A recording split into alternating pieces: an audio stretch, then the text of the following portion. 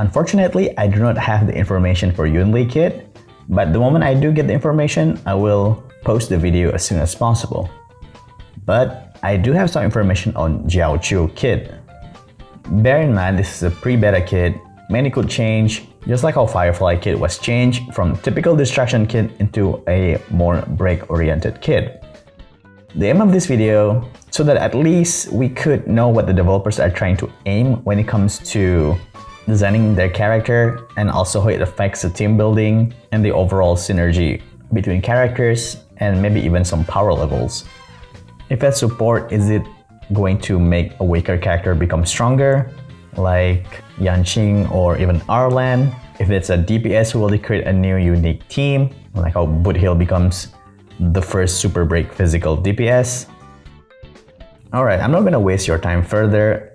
Let me read all of his known kit, and then I'm gonna visit them one by one and try to find what kind of implication his kit will have to the current game state.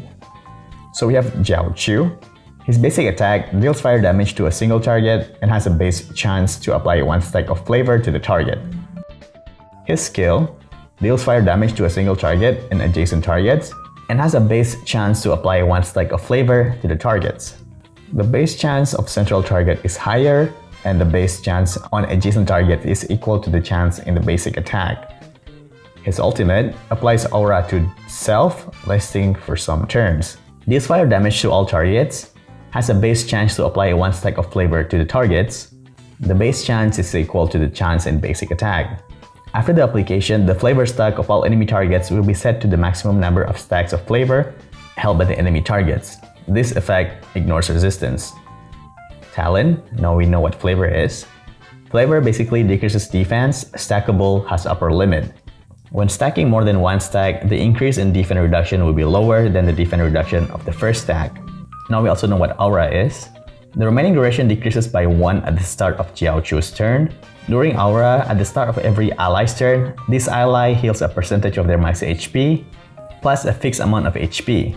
During aura, all enemies take increased ultimate damage. It also has an extra effect. When Jiaoqiu is on field, all enemies will be inflicted with unknown debuff. So it's like Black Swan's Arcana debuff. Trace 1. During aura, at the start of enemy's turn, Jiaoqiu deals additional fire damage to this target. During aura, when enemy takes action, Jiaoqiu has base chance to apply 1 stack of flavor to this target. Trace 2. When casting skill, regenerates some extra energy. Trace 3. During aura, when enemy enters the battle, the following could happen. If no enemy has flavor, or if the flavor stack of every enemy is lower than some number, the flavor stack of all enemy targets will be set to this number. This effect ignores resistance. Otherwise, the flavor stack of all enemy targets will be set to the maximum number of stacks of flavor held by enemy targets. This effect ignores resistance. And his technique, lastly, after using this technique, creates a dimension. After entering battle with enemies in the dimension, something will happen. It seems the devs hasn't finalized this part yet. Now it is time for me to do my job to explain all of this jargon that they have thrown at us and try to make sense on how the implication of all this kit to the actual gameplay. To make a lot more sense, let's start with his talent. Let's go around with the flavor. It's just defense reduction. It is stackable and has upper limit, and the defense reduction will have lower scaling as the stack increases. Let me give you an example. For instance, like 5% defense reduction on 1 stack, and if the enemy gets a new stack, it will be 4%. So in total of 2 stacks, they have 9% defense reduction. And when the enemy gets another stack, the third stack will only have a 3% defense reduction. So in total, they will have 12% defense reduction with 3 stacks of flavor. As of now, it doesn't mention how the stack will be reduced or reset. But if it doesn't reset or expire, it seems very strong, since pretty much the enemy's defense is permanently shredded until they die. And it kind of makes sounds like Pela debuff is some kind of a chore, since you need to keep reapplying them. Well, unless the scaling of the defense reduction isn't that high, and to be as good as Pela, you need a lot of stacks. I guess that's one way to balance them. Now let's talk the second part of his talent, Aura.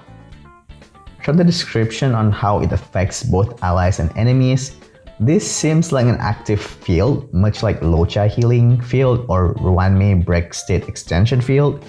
But since they said aura, maybe instead of a field, you will see the person has some kind of particle effects on the characters. Maybe like the lightning lord on his back. During aura, he will be a crit support, I assume, since it will be some kind of like active field. Most team will have a good usage of him, maybe except Dots and Break Team, especially Break Team because like Beautiful and Firefly, crit won't have much use with them. Also during aura, the fact that he heals, meaning that you can put him with Acheron, and feels like he will be the primary debuffer and also replaces the abundance unit for Acheron team. So you can go full nihility with Acheron, or you can put one harmony in the team now, if you're E0 Acheron that is. And also the fact that he's also a nihility unit, that means Acheron's passive will activate.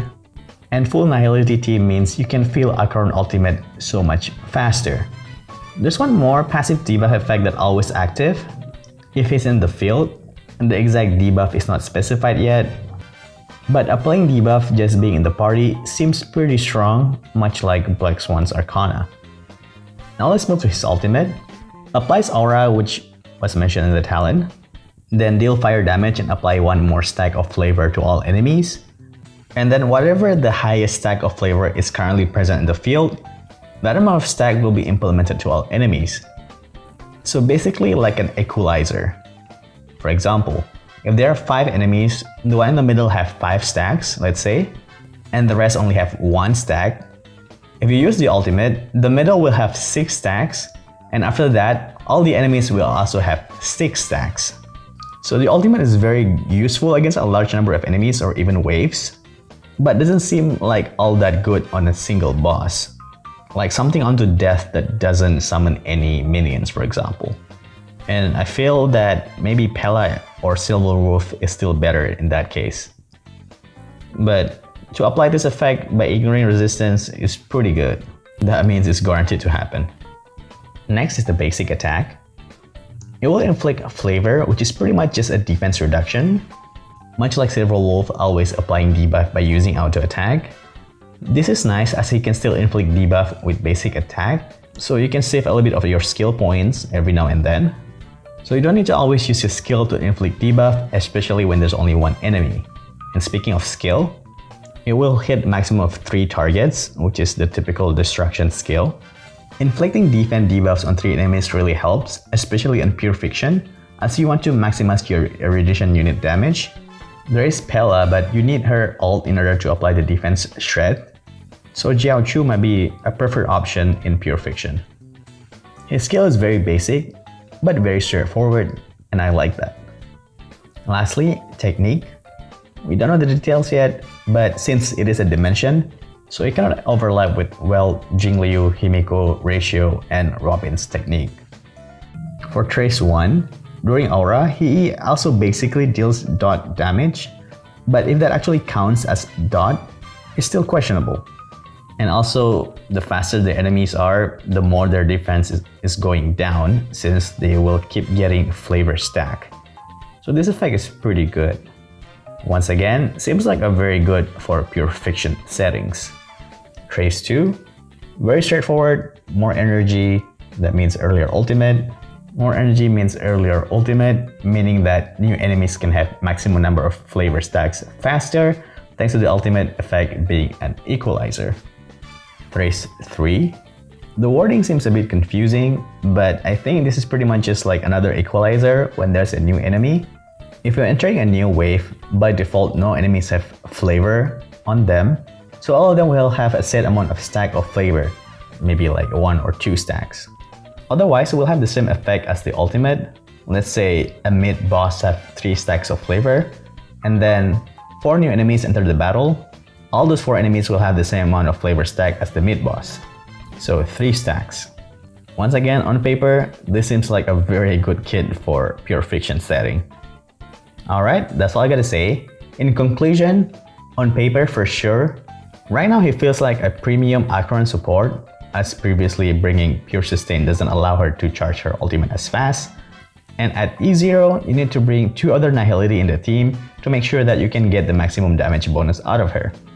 Other than that, he also doesn't seem like only an Acheron support.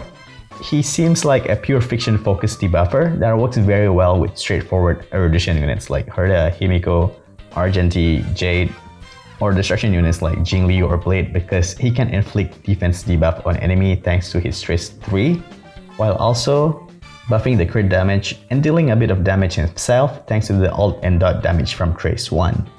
And Blade, I think, will really appreciate his presence in his team. Also in the future, if there's going to be a lot of enemies that utilizes summon like Automaton or more IPC senior staff member, he will be great unit to put against them since he can easily implement defense debuff just for them appearing during battle. There's no stat scaling yet, so it is hard to say what kind of relic we want to use on him, except probably a lot of effect hit rate since the flavor applications still need a good amount of effect hit rate to consistently be applied. Alright, that's all we know about his pre-beta kit. Thanks to this, we have some insight on what kind of character he might be. But this can still be changed during beta tests, much like how Firefly kit was changed significantly after Super Break exists. But currently his kit seems very solid. Probably they just need to readjust some of the effects, probably adding or reducing certain amount of effects on his kit. But we'll have to wait for another few weeks until we get some information for his beta kit. What are your thoughts about this character?